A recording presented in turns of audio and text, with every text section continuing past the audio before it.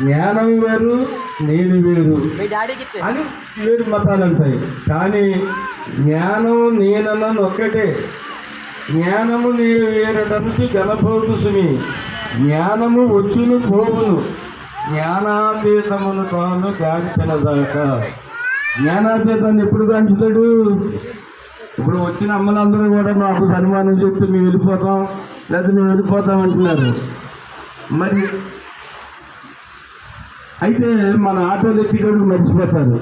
అంటే మిడిమిడి జ్ఞానంతో ఉంటుంది, అది పట్టదు. అది ఎప్పుడు పట్టాలంటే మనకి గుడ్డ 8 మూటలు కడితే గుడ్డ వాసన వెళ్ళకపోదు. అలాగే జ్ఞానం అనువనుకి ఎక్కిన రోజుని జ్ఞానాతీతమును గాంచితేనే కానీ ఈ పూర్ణ బోధకి నా తీడు కాదు. అయితే మరి నా మీద పోతుంది. అయితే నేను మరి అసలు చెప్పని లేదు, టైం కూడా చాలదు. జై సద్గురు మహారాజుకి మన ముక్కాముల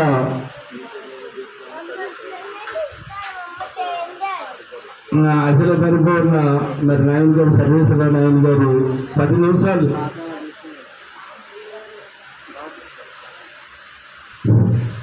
जय सद्गुरु ब्रह्म महाराज की जय। गुरुर् ब्रह्मा गुरुर्विष्णु गुरुर्देवो महेश्वरः, गुरु साक्षात् परब्रह्म तस्मै श्री गुरवे नमः। वेदशास्त्र विधिख्यातं पूर्णबोधोपदेशितं सुगुणाकरदयानन्दं राजयार्यगुरुं भजे।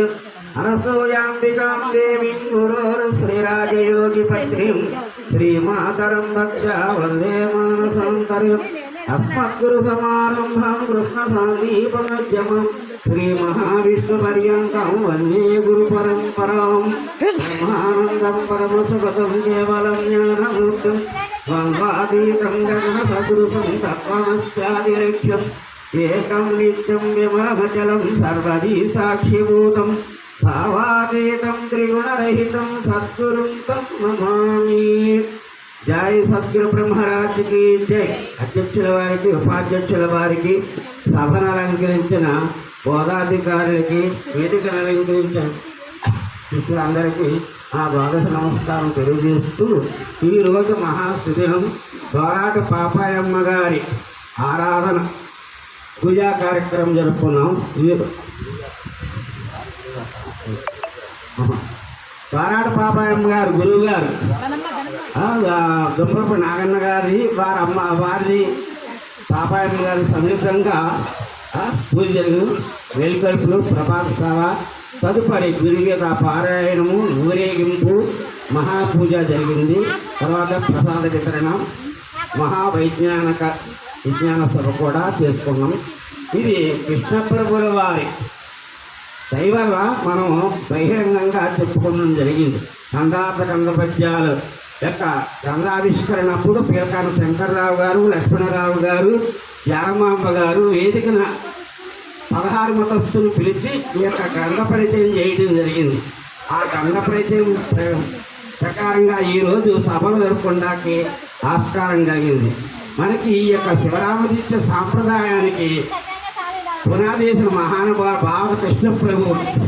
దానికి శివరామ దీక్షితుల శ్రీధరుల వారి దగ్గర నుంచి శివరామ దీక్షితుల వారు ఈ యొక్క సాంప్రదాయం తీసుకొచ్చి 10 మందికి పంచపెట్టడం జరిగింది. వారి శిష్యులు అక్కగంజులైన వారు అమ్మారు అప్పబ్రహ్మం గారు, వారి అప్పబ్రహ్మం గారి శిష్యులు తర్వాత రాయచూరు రామలింగార్జులు, విమలానంద స్వామి, వరి కృష్ణమాచార్యులు, భాస్కరాచార్యులు 5 ముఖ్యుల వారిలో రామలింగార్జున శాఖ వారి వీరందరూ కూడా ఆ శాఖలో మేము కంబాలు 30 శాఖ వారు మేము. అంటే శాఖలు వేరైనా ఒక శివరామదీక్ష సాంప్రదాయం యొక్క శిష్యులు అని మర్చిపోకూడదు. ఎవరు ఏ శాఖ వారైనా ఈ యొక్క ధర్మాన్ని దీక్షితుల వారు తీసుకొచ్చేలా కనుక దీక్షిత ప్రభావంగా మన కృష్ణప్రభుల వారు చెప్పిన పూజా విధానాన్ని అయితేనేమి, వారి పూజా విధానం లఘు పూజ, పరంపర పూజ, తర్వాత షోడశ పూజ చేయటం జరిగింది. కృష్ణప్రభుల వారు అంతగా పూర్వం గురువు గారు వచ్చినప్పుడే పూజ చేసుకునేవారు.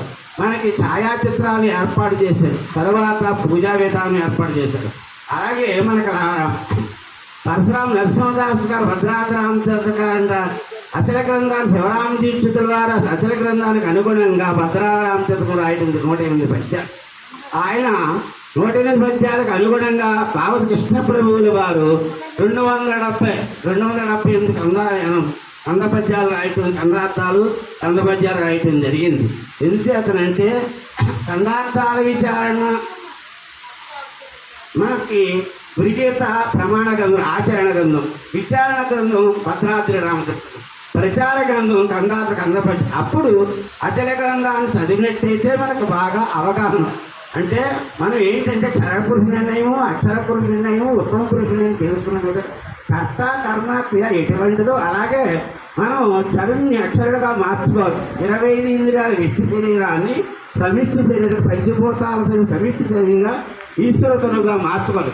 ఈ ఈశ్వరతను నిర్ణయాన్ని అక్షర పురుష నిర్ణయంగా ఏర్పాటు చేసి, అంటే ప్రత్యక్ష పూర్ణాన్ని, తటసాక్షి ప్రత్యక్ష పూర్ణ, క్షరుడు అక్షరుడు, ఈ ముగ్గురు పురుషుల యొక్క లక్షణం ఒకటే కర్త కర్మ క్రియ. తర్వాత పరిపూర్ణ గురువు ద్వారా కానీ అష్టైద గురువులు ఎవరు కూడా ఈ పరిపూర్ణ పదం చెప్పడానికి అర్హులు కాదు. కనుక అష్టైద గురువుల ద్వారా ఈ పరిపూర్ణ పదం తెలియదు. పరమపురుషులను తెలియజేసే పరమగురుడే కనుక ఆ పరిపూర్ణాన్ని గురుతత్వాన్ని తెలుసుకుని స్థాన స్వరూపాలను తెలుసుకుని తర్వాత ప్రత్యక్ష పూర్ణాన్ని తెలిసిన తర్వాత పరోక్ష పూర్ణం తెలుసుకోవాలి.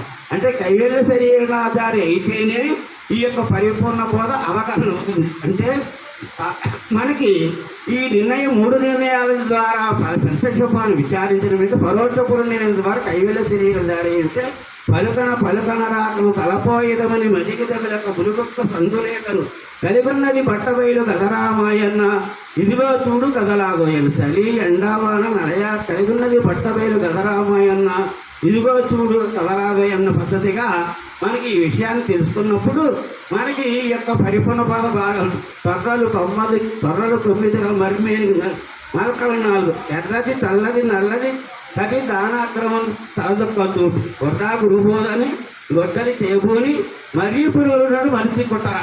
అంటే ఈ యొక్క ఈ మర్రి పురుగులు అంటే ఈ శరీరాన్ని 9 త్వరలు కదా మనివేరుగా అంటే పంచభూతములు కాలము దిక్కులు మనస్సు ఆత్మ, ఇది 9 త్వరలు. 4 మలకంటే మహాకాశము, సూర్యాకాశము, నిరవయాకాశము, తత్వ 4 ఆగలు. ఎర్రది తెల్లది నల్లది కరిది గానాగ్రమందు తూటు అంటే మర్రి పురుగులు అంటే మనప్రాణవాకులు మనిషి కొట్టమండి. ఈ మనప్రాణవాకులు 2 విడదీయటం వాళ్ళకి తెలుసుకుంటే గురుమూర్తి ద్వారా గురుకృప వల్ల తెలుసుకుంటే మర్రి పురుగు కొట్టడంపై ఈ యొక్క మనప్రాణవాకు నిర్ణయాన్ని తెలుసుకుని మన మనస్సు లేని స్థితిగా ఏర్పాటు చేసుకుంటేనే ఈ పరిపూర్ణ బోధ అవగాహన. అంటే గురుభక్తి, గురుసేవ, గురునిష్ట, శుశ్రూష క్రమము, వికరణ శుద్ధి ప్రవర్తన, అకృతరహిత కర్మాచరణ గురుకృతజ్ఞత అవుతుంది. ఈ 7 మెట్ల ద్వారా శిష్యుడు ఆరోహణను పరుచుకోవాలి. తర్వాత గురుమూర్తి ద్వారా గురుసూచన పొందిన అకృతరహిత కర్మాచరణ పొందాలి. అంటే తనువున మనసున వాక్కున పరియక్కడి ఎరుపునట్టి మానీతిసారి లేనిది లేదు మరువకి జోలి. అంటే లేదు మనసులో తెలిసింది వాచా పలికేది కాయిక చేసేది ఏకైకమై ఉండాలి. అట్లా ఏకైకూతుండని తిరగని అనబడుతుంది. అంటే దేవతలకు ఆహారం అవిస్సు పితృదేవతగా పిండ ప్రదానం, పక్షులకు ఆహారం గింజలు, పశువులకు ఆహారం తృణాదులు, మానవులకు ఆహారం అన్నము, ఆత్మిక ఆహారం త్రికరణములు. అంటే త్రికరణ శుద్ధి ప్రవర్తన కలిగి ఉండాలి. అంటే పరిశుద్ధాంతకరణ వాడిగా ఈ పరిపూర్ణ బోధ లక్షణం అవగాహన అవుతుందని మన కృష్ణప్రభు లక్షణితులైన వారికి చెప్పమని చెప్తాడు. కనుక మనం ఈ యొక్క కైవల్య శరీరమే మనం అనుష్ఠానక్రమంగా కాష్ట మౌనమా, మాట మౌనమా, మనసు మౌనమా, మహామౌనం. కాష్ట మౌనం శరీరాన్ని కదలకుండా కాష్ట మౌనం అంటే మాట మౌనం, మాట్లాడకుండా మాట మౌనం. మనస్సుని కూడా మౌనం చేయాలి. మాటమైన పలక మీద రాస్తూ ఉంటాం, అది మనసు మౌనమైందా కాదు. మనస్సు కూడా మౌనం అయితే మహామౌనం. అంటే మహామౌన స్థితి పొందిన తర్వాత మనకి ఈ యొక్క పరిపూర్ణ స్థితిని అలవాటు చేసుకోవాలని తెలియజేస్తూ ద్వాదశి షోడశుల ద్వారా గురుమూర్తి సూచన చేసిన పద్ధతి ప్రకారంగా మనం ఆచరణ గురుమూర్తి చెప్పినట్టు నడుచుకుంటూ మన ఈ యొక్క సదామ సంప్రదాయాలు గురుభక్తి, గురుసేవ, గురునిష్ట మన ఈ యొక్క పరిపూర్ణ పదం తెలుసుకొని తెలియజేస్తూ మనకి సత్గ్రంథ పఠన సదాచారం సద్గోష్ఠి అవసరం గురుపూజలకి అని ఉండాలని ఆవరిస్తూ నాకు ఈ అవకాశం కలిగిన అధ్యక్షుల వారికి ఉపాధ్యక్షుల గారికి కమిటీని ఏర్పాటు ద్వారాడు పాపాయమ్మ గారి కోడల గారికి అబ్బాయి గారికి అమ్మాయికి అందరికీ గురు కటాక్షం తెలియజేస్తూ ఈ యొక్క విరమించుకున్న జయ సద్గురు మహారాజుకి జయ.